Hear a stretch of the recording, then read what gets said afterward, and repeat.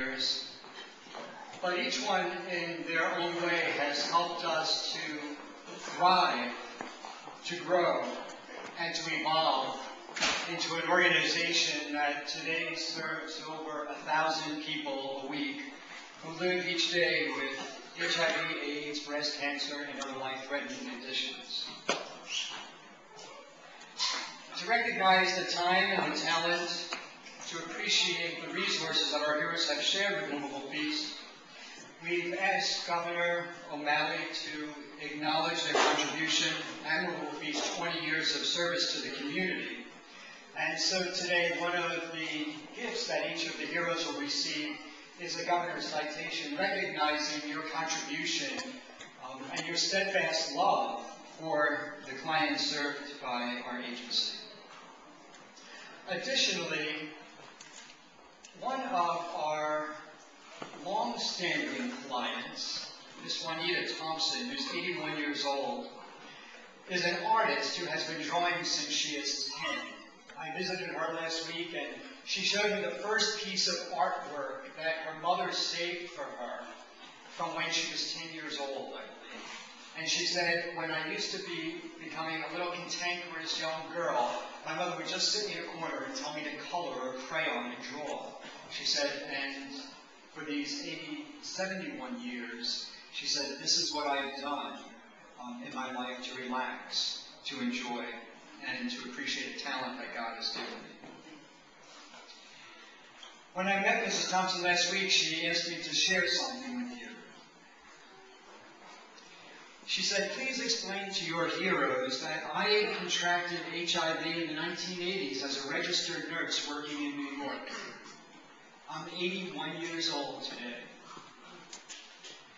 When I was diagnosed, it was a total shock and surprise to me. I had become deathly ill, and it was only through a very recent test that I was able to find out back then. She said it's because of Moveable Feast that I live independently, not having to be dependent on my family for my food each day. The only food and meals I receive is from your organization. Today, in addition to her paintings, Mrs. Thompson uses boxes and bottles that her HIV meds come in. She decorates them so when she gives them away as gifts, sometimes in a little house, sometimes as a planter, sometimes as a gift box. It's the way she makes her disease smile for and with them. The contribution of each of our heroes is listed in your programs today, and I'm not going to repeat that. But what I'd like to do is just share 5 very, very simple but profound thoughts about a hero. And I would ask that as each hero's name is called, if you would just come to the front. You'll receive one of the pictures in your citation, and then if you would just stand here so that we can get a group picture of our heroes once all have been called. Unfortunately, not all of our heroes can be here today, but their names will still be read, and we still appreciate their contributions. A hero is someone who is willing to place the survival needs of others above his or her own. And so we recognize Joy Vanny, and Joy is not able to be here today. Joy was one of the first of our board members, though, with Moveable Feast.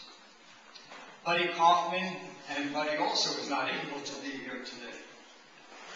Tim Holland,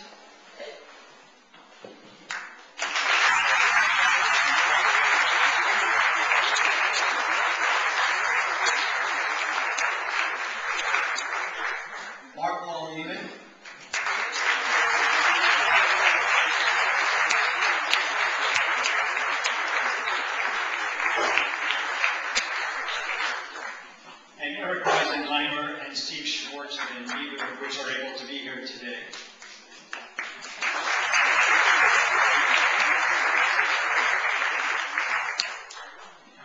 A hero is someone who has heartfelt compassion for others and is able to love generously. So we recognize the Howard County Bakers, Jerry Wiggins. Jerry, I know you're here, Jerry.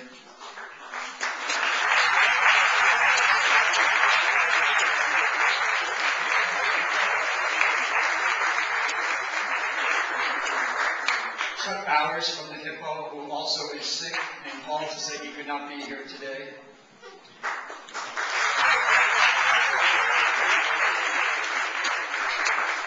Tom Patrick,